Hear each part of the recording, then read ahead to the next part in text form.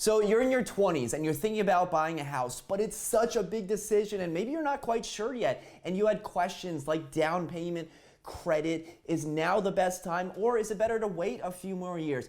Guys, in this video, we're gonna touch on the top questions that you need to be asking yourself if you're in your 20s and you're thinking about buying a property. So we're gonna touch on those questions and also cover some important aspects about buying in your 20s. We got a great video coming up, so let's dive into it right now. The first question you need to ask yourself is, are you gonna be living in the area for the foreseeable future? Now, I'm a real estate agent here in Arlington, Virginia, and sometimes when I'm out showing properties, I like to know when the seller purchased that home. And sometimes I'll look and the seller bought the house like a year ago or 2 years ago, and I'm thinking, why the heck are they selling it? I get it, life happens. And listen, if you're gonna buy a house and then fix it and then sell it like a year later, that's fine. But if you're like most people watching this video, you're looking for a primary residence that you're gonna be living in for the next couple years. Now, I'm in the DC area, a very transient area, so a lot of people are moving in and out, and some people just come here for a 1-year contract and then move out to the next city, and then they rent for that 1 year, and I think that's fine. But you need to ask yourself, how long are you gonna be living in that city for? Because if you're gonna be living in a city for 2 years, 3, 4, basically more than 2 years, it probably makes sense to purchase in that city. I have some friends in the DC area that are thinking about buying a property, and for the past 4 years, they've told me, yeah, I'm thinking about buying a property. And then they've just done nothing. They've just rented for the past 4 years. So a few things has happened since then. Number one, they've lost all of that rent money, right? That doesn't go towards anything. They're paying someone else's mortgage, so they never get that money back. And then two, maybe even more importantly, if they had put 4 years ago, if they had put that money towards a property and had bought a house or a condo or a townhouse, well, the price most likely would have appreciated. They would have made money, and then they could have used that difference to buy their next property. So rule of thumb, guys, if you're living in a city for more than 2 years and you know you're gonna be there for more than 2 years, it probably makes sense to buy in that city. You don't need to live in that city forever. If you're thinking, yeah, 10 years down the line, I'll move to Florida, that's still okay. I think a lot of millennials have this like forever home mindset. And when you're in your 20s, the house that you buy, it's probably not gonna be your forever home, right? Because your forever home is always changing. What you want in your 20s is different than what you want in your 40s, and probably different than in your 30s as well. So think of your forever home as like forever for the next 5 years, right? So if you're in a city for 2, 3, 4 years, it probably makes sense to buy in that city. The second question you need to ask yourself is the housing market a strong housing market? Now, if you live in a market like, let's say, San Francisco or Manhattan, like a literally insane housing market where it's super difficult to buy properties, maybe it makes sense to purchase outside in like a suburb and then commute in, because it'll probably be cheaper too. But when it comes to purchasing in a housing market, you want to make sure that the property is at least holding its value, if not increasing in value. Now, if the properties are decreasing in value, that could actually be a good opportunity to buy more properties, but that's more so for the renting, buying, and holding. If it's your primary purchase and you want to see your property values increase, make sure that the city, the county that you're in is at least holding steady, if not increasing in the future. As ironic as it sounds, when you purchase a property, you want to think about resale value. Call me crazy, but when you're purchasing, you want to kind of reverse engineer what will happen when you end up selling. And if the housing market that you buy into or the location specifically, isn't that strong, maybe don't buy the most expensive house on the block. Maybe don't buy along a highway or near a sewage plant, things of that nature. So when you are purchasing, you want to kind of not be, you're not gonna be able to predict the future, but you wanna make sure that you're kind of covering your bases. So when that time does come to sell that house, you're not gonna have any trouble on the back end. And real quick, while we're talking about a strong housing market, we also want to touch on the rental market as well, because if the rents are the same as the mortgage prices, like the same amount, it obviously makes sense to purchase instead of rent.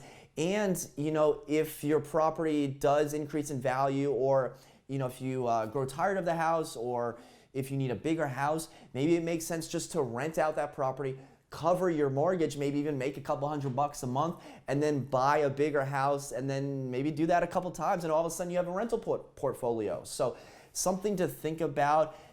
You don't need to be an expert on the housing market and have line graphs and bar charts and things of that nature. I'm not saying that, but you want to do your due diligence to make sure you're purchasing in a strong housing market and take a look at the rental market as well if that's in the cards for you.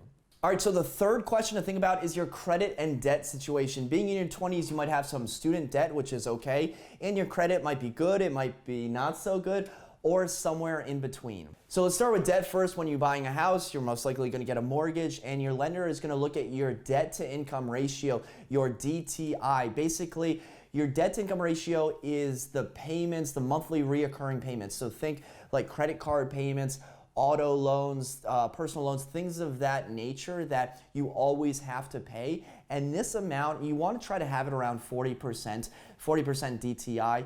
You can get approved at 45 or 50%, but I always tell clients, listen, if you're hovering near that 50% mark, even if your lender says, yeah, we can approve you, we want to make sure that you're comfortable and you're not eating ramen noodles out of your brand new house. So maybe there's a personal loan that you have to pay off, or maybe you're working on cutting down some debt. It makes sense to try to stay around that 40% mark. That way you'll get a better interest rate on your loan as well. And when it comes to credit, your credit score is very important to get approved, obviously. You need a credit score of 620. Now, you could go the FHA route where you only need a 580 credit score, but at that point, guys, I strongly advise you to try to maybe raise that 580 score up to 620. Everyone's financial situation is different, so my best advice is to talk to a local lender. But if you are hovering and you're thinking, well, maybe I could do the FHA route at 5 where my credit score is 580, or maybe I could go conventional. There's a lot of good first-time homebuyer conventional programs out there. Think 3.5% down, 5% down, maybe even 0% down, depending on what area you're in. There's a lot of really good conventional loans that can match those FHA loans. So if you are around that 580 mark, see if you can get north of 600, maybe to 620. That way your interest rate will be a lot better. And finally on credit, if your credit is struggling, the number one recommendation is to get a credit card. I hear it all the time. Well, credit cards are dangerous. What if I spend too much? Well, what if you spend too much on a debit card? Then you can't use it, and then you get the overdraft fee. I mean, banks make a killing on overdraft fees. And guys, listen, if you're not responsible enough for a credit card, are you really responsible enough to buy a house? Think about it. So if you're still using a debit card, lots of opportunity to build your credit by actually getting a real credit card. Again, would love to talk to you for 20 minutes about credit, but talk to a local lender about how you can build your credit if that is a priority for you. And the fourth question to think about, guys, if you're buying a house in your 20s is, what is your long-term plan? Now, I want to be real with you. A report came out recently that over 60, it's not 16, that's 60, over 60% of millennials regretted their home purchase. Now listen, I don't say that to scare you. I don't want to yell at you and tell you what you should do. I want to provide information. I want to educate you, and with that information, you can go in the route that you desire. But it is kind of scary that 60% of millennials regretted their home buying decision, and it came down to two factors. The first factor was hidden costs, and in the report it said that a lot of millennials didn't understand the hidden costs, and that comes down to closing costs, which are about 3% of the home price, and maintenance costs when it comes to buying the property. And as soon as you sign on the dotted line, things will start breaking. There will be leaks, your HVAC will stop working. So what I like to say is a good rule of thumb is budget about 1% of the home value per year for maintenance costs. So if your home costs $250,000, budget around $2,500 per year for any sort of maintenance that could come up. That could be plumbing, it could be, there could be like a flood. We've had some floods here in Northern Virginia. It could be lawn maintenance, things of that nature. A lot of millennials that, they just didn't have this money lying around, and they were kind of blindsided when, all these hidden costs started coming at them, because you're no longer renting. So when something breaks, you don't call up your landlord. you pull out your credit card and you got to pay for that. All right, guys, thank you so much for watching this video about buying a house in your 20s. Hopefully you learned some valuable information, some items to think about when you are looking to purchase in your 20s. And if you did learn anything, be sure to hit the thumbs up button. It really helps me out with the YouTube algorithm. Okay, guys, thank you so much for watching. Until next time, create a productive day. Take care.